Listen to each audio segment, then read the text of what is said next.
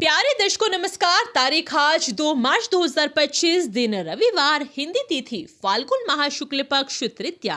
आइए नजर डालते हैं हमारे पैर राज्य उत्तराखंड की तमाम बड़ी खबरों पर। वीडियो शुरू करने से पहले कमेंट बॉक्स में जय हिंद लिखकर हमें सपोर्ट करें और हाँ, वीडियो को पूरा जरूर देखें क्योंकि इस वीडियो में हम जानेंगे बिजली, पानी, मौसम, सरकार के नए नियम, ऐलान। तो चलिए शुरू करते हैं। मुख्यमंत्री धामी ने की सैलानियों से अपील, 3 दिन ऊंचाई वाले क्षेत्रों में ना करें यात्रा। सीएम धामी ने कहा कि अत्यधिक बर्फबारी के कारण हिमस्खलन की संभावनाओं के मद्देनजर ओली, हर्षिल आदि अधिक ऊंचाई वाले क्षेत्रों के विभिन्न रिजोर्ट में रह रहे सैलानियों को सुरक्षा के दृष्टिगत सुरक्षित स्थानों पर भेजा जाएगा। सीएम ने सैलानियों से अगले 3 दिन इन क्षेत्रों में यात्रा न करने की अपील की है। साथ ही स्थानीय प्रशासन को सुरक्षा के दृष्टिगत सभी जरूरी एहतियात बरतने के भी निर्देश दिए हैं। सीएम ने कहा कि माणा में हवाई सर्वेक्षण के दौरान उन्हें यह आभास हुआ कि भारी बर्फबारी के कारण अलकनंदा नदी जम सी गई है। उन्होंने अधिकारियों को निर्देश दिए कि रेकी कर इसकी जांच की जाए कि कहीं इससे कोई खतरा तो नहीं है। राष्ट्रीय खेलों के पदक विजेताओं को नौकरी देने की पहल शुरू, खेल मंत्री ने दिए अधिकारियों को निर्देश। सरकार ने 38वें राष्ट्रीय खेलों में राज्य के लिए पदक जीतने वाले खिलाड़ियों को सरकारी नौकरी देने की प्रक्रिया शुरू कर दी है। खेल मंत्री रेखा आर्या ने अधिकारियों की बैठक बुलाकर इस संबंध में प्रक्रिया को शीघ्रता से पूरा करने के निर्देश दिए। खेल मंत्री के कैंप कार्यालय में आयोजित बैठक के बाद मंत्री आर्या ने बताया कि पदक विजेताओं को नौकरी के प्रस्ताव का मसौदा जल्द ही कैबिनेट में पेश किया जाएगा। उन्होंने कहा कि इस प्रक्रिया को तेजी से पूरा किया जाएगा। उन्होंने यह भी बताया कि सरकार ने पदक विजेताओं के लिए नकद पुरस्कार राशि देने की जो घोषणा की थी, उस पर भी अमल शुरू कर दिया गया है। जोशी मठ में स्थापित होगा आपदा कंट्रोल रूम, हिमस्खलन क्षेत्र का सीएम ने किया हवाई सर्वेक्षण। मुख्यमंत्री पुष्कर सिंह धामी ने माणा में हिमस्खलन की घटना का राज्य आपदा परिचालन केंद्र पहुंचकर राहत एवं बचाव कार्यों की समीक्षा की। मुख्यमंत्री ने कहा कि जोशी मठ में भी आपदा कंट्रोल रूम की स्थापना की जाए। सीएम ने कहा कि एनडीआरएफ, एसडीआरएफ और आईटीबीपी के जवान आपसी सहयोग से बर्फ हटाने का कार्य तेजी से करें। जिन श्रमिकों को निकाला गया है उनका विशेष ख्याल रखा जाए। मुख्यमंत्री ने जोशीमठ स्थित आर्मी अस्पताल, जिला अस्पताल, एम्स ऋषिकेश तक सभी अस्पतालों में पर्याप्त व्यवस्था करने के भी निर्देश दिए। शनिवार सुबह सीएम धामी ने चमोली में माणा के निकट हुए हिमस्खलन क्षेत्र का हवाई सर्वेक्षण कर स्थिति का जायजा लिया। इसके उपरांत अधिकारियों को आवश्यक निर्देश भी दिए जिससे राहत एवं बचाव कार्य शीघ्र और प्रभावी रूप से संचालित हो सके। पीएम मोदी 6 को आएंगे उत्तरकाशी, हर्षिल में करेंगे जनसभा संबोधित, शीतकालीन यात्रा का देंगे संदेश। प्रधानमंत्री नरेंद्र मोदी 6 मार्च को उत्तराखंड आएंगे। सुबह 8 बजे वह देहरादून एयरपोर्ट पहुंचेंगे। यहां से वह हर्षिल जाएंगे। हर्षिल में पीएम मोदी एक जनसभा करेंगे। इसके बाद वह मुखबा पहुंचेंगे। मुखबा में शीतकालीन यात्रा का संदेश देकर पीएम मोदी लौट आएंगे। खराब मौसम के कारण प्रधानमंत्री नरेंद्र मोदी का उत्तरकाशी का दौरा टल गया था। प्रधानमंत्री नरेंद्र मोदी मुखबा और हर्षिल दौरे के दौरान जादूंग घाटी में विश्व के दूसरे ऊंचे ट्रैक जनकताल और नीला पानी घाटी में मुलिंगना पास का शिलान्यास करेंगे। इन दोनों ट्रैक के शुरू होने से 1962 में भारत चीन युद्ध के बाद बंद इस घाटी में पर्यटन के नए आयाम खुलेंगे। प्रदेश भर में स्वास्थ्य विभाग में 1300 पदों पर जल्द होगी भर्ती, स्वास्थ्य मंत्री ने दिए निर्देश। स्वास्थ्य मंत्री डॉक्टर धन सिंह रावत ने कहा कि प्रदेश भर में सरकारी अस्पतालों व स्वास्थ्य केंद्रों में लंबे समय से खाली चतुर्थ श्रेणी के 1300 पदों को शीघ्र भरा जाएगा। इसके लिए उन्होंने विभाग के अधिकारियों को सभी औपचारिकता पूरी कर आउटसोर्स के माध्यम से भर्ती प्रक्रिया शुरू करने के निर्देश दिए। शुक्रवार को यमुना कॉलोनी स्थित शासकीय आवास में स्वास्थ्य मंत्री ने विभागीय समीक्षा बैठक की। उन्होंने राज्य के चिकित्सालयों में चतुर्थ श्रेणी के खाली 1300 पदों को आउटसोर्स के माध्यम से भरने के लिए शीघ्र प्रक्रिया शुरू करने के निर्देश दिए। इसमें देहरादून जिले में 98, हरिद्वार में 110, चमोली में 190, टिहरी में 78, पौड़ी में 49, पिथौरागढ़ में 137, उधम सिंह नगर में 76, नैनीताल में 356, अल्मोड़ा में 30, उत्तरकाशी में 40, रुद्रप्रयाग में 85 और चंपावत में 42 और बागेश्वर में चतुर्थ श्रेणी कार्मिकों के 2 पद खाली है। बिजली दर बढ़ोतरी के प्रस्ताव पर उद्योगपति खफा, बोले सस्ती करे नहीं तो उद्योग कर जाएंगे पलायन। प्रदेश में तीनों ऊर्जा निगमों की ओर से दिए गए 29% यूपीसीएल 12, पिटकुल 12, यूजेवीएनएल 5% बढ़ोतरी के प्रस्ताव पर उद्योगपति खफा है। उत्तराखंड विद्युत नियामक आयोग की जनसुनवाई में आए उद्योग संगठनों ने स्पष्ट कहा कि बिजली सस्ती करे नहीं तो उद्योग यहां से पलायन कर जाएंगे। अध्यक्ष एम प्रसाद और सदस्य विधि अनुराग शर्मा की पीठ ने जनसुनवाई की। इसमें इंडस्ट्रीज एसोसिएशन ऑफ उत्तराखंड के अध्यक्ष पंकज गुप्ता ने कहा कि हर साल बिजली दरों में बढ़ोतरी की जा रही है। यह चिंताजनक है। उद्योगों का काम इससे प्रभावित हो रहा है।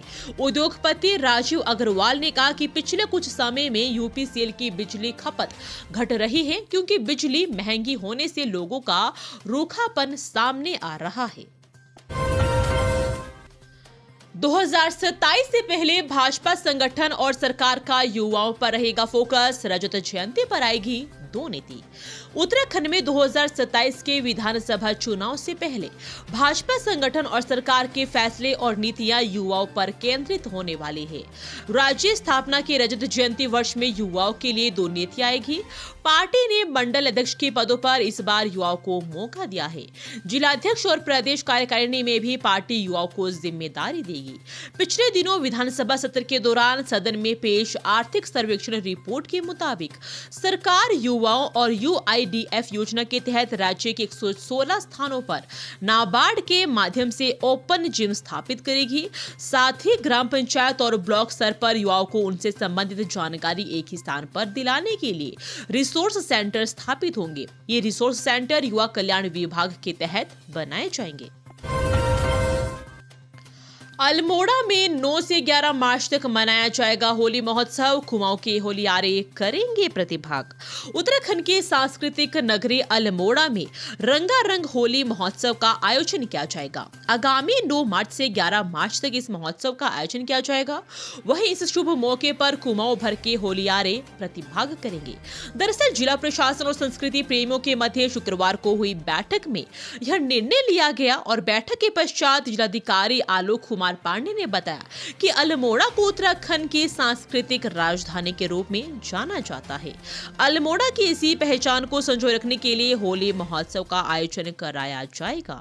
आगामी 9 से 11 मार्च के मध्य खड़ी होली, बैठकी होली, फूलों की होली, थारू होली समेत विभिन्न सांस्कृतिक कार्यक्रम आयोजित किए जाएंगे।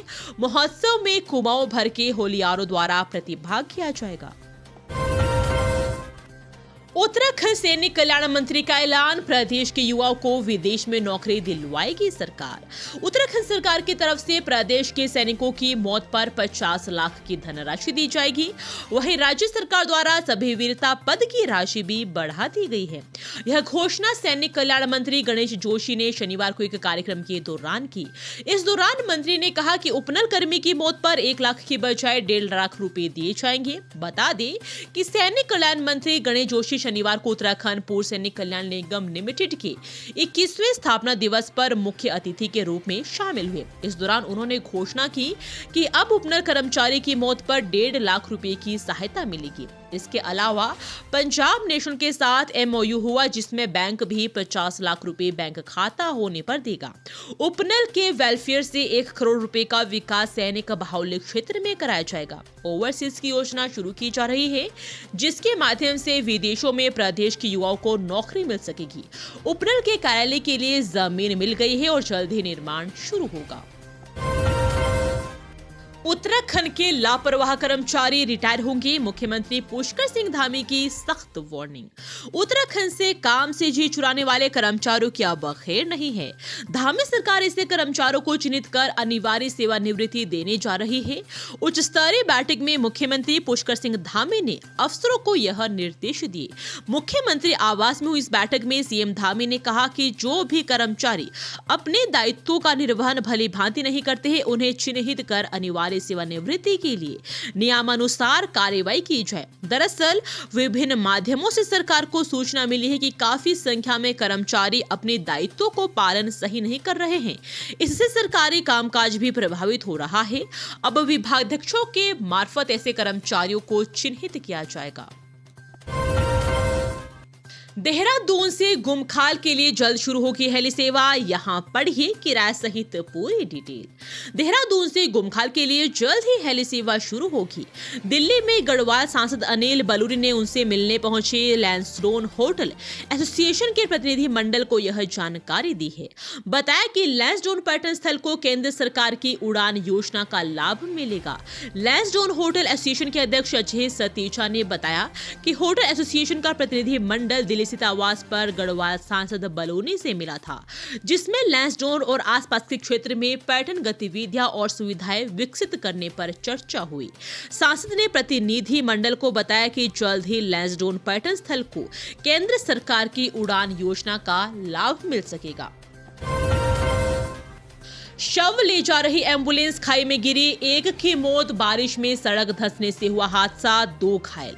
दिल्ली से शव लेकर लमगड़ा के बम्मन साल गांव जा रहे परिजनों की एम्बुलेंस क्षेत्र के कपकोट के पास अनियंत्रित होकर सड़क से करीब 150 फुट नीचे जा गिरी। हादसे में एक की मौत हो गई और 2 अन्य घायल हो गए।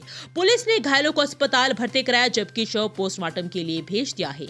लमगड़ा के थानाध्यक्ष राहुल राठी ने बताया कि दिल्ली के एक अस्पताल में बम्मन साल गांव के भुवन चंद उप्रेती 54 वर्षीय का उपचार चल रहा था। वे बरेली में आबकारी विभाग के अधिकारी थे।